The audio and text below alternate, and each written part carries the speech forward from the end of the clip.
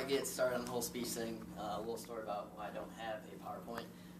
Actually, mine is about coping with loss, and my grandma last night actually went to the hospital, had what they call like a mini heart attack or cardiac event, and so they brought her in, and I told her last night that I wasn't able to go out to dinner. I had a speech I had to prepare for, and sure enough, I show up, and she wakes up after surgery, and excuse her language, she's like, "What the hell are you doing here?"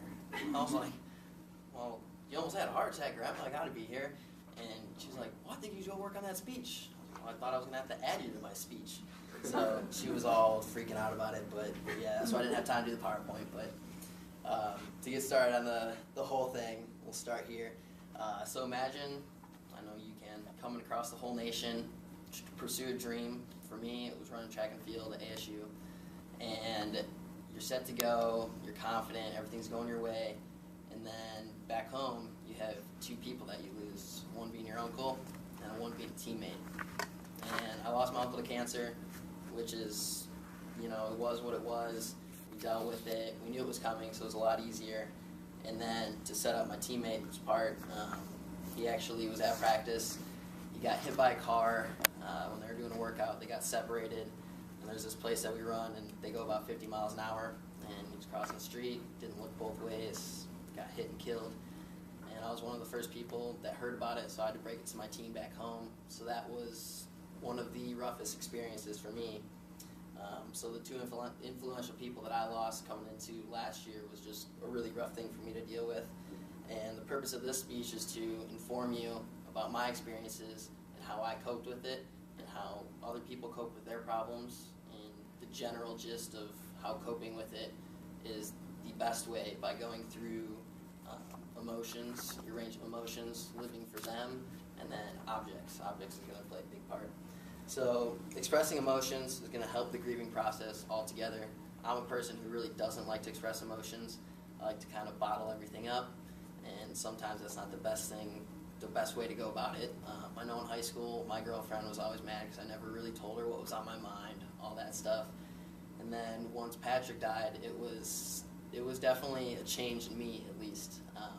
I started to show emotions. I felt it was all right to cry. I mean, I had lost people in the past before, like most of you have, but this time I just really just let everything out, and I felt like it was a lot easier to cope with that just by showing your emotions, and just by reading into some of the articles that I looked into, they say that is the best way as well. Now, some of you have your own way of doing it, but that's perfectly fine. So resisting emotions is obviously going to prolong, the process of coping, and so my experience with it, at least, was, the emotions led into another realm, which is objects. One of the quotes I wanted to say is, "One thing that you can't hide is when you are crippled inside." That's by John Lennon.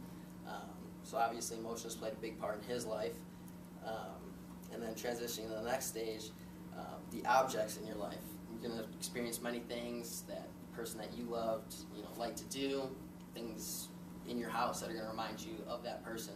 And I felt like every day that I went out for a run, just lacing up my shoes reminded me of Patrick. And it was a tough thing to deal with. I mean, you go out every day and you think about your teammate that you lost. And, I mean, it wears on you pretty much every day that you go out. But the reason why I go out and run is to really live for his legacy. And that's the third phase about it. The third phase is just living for them. I mean, even though they passed away, they have things that they love that you see every day.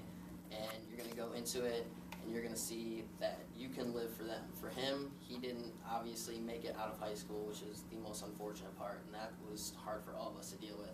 But the fact that he also didn't get to finish his career as a runner, you never know what could have happened. I mean, Olympian, you never know. So, I mean, every day that I go out, I run for him. Every day that, I see something that reminds me of my uncle, I think about him and what he wanted to do. I mean, when he passed away, he had a child that was only 2 years old. So I try to make it worth my time that when I go home, I see her as much as I can and try to put some of what I know about him and try to put that into her life, because I know she's never going to be able to have that either.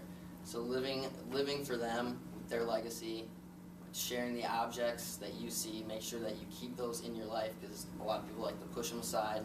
You got to keep those in your life to constantly remind you of who they were, how you can live for them. And then the last thing, again, was just the emotions that you can put forth that are going to help you deal with that situation.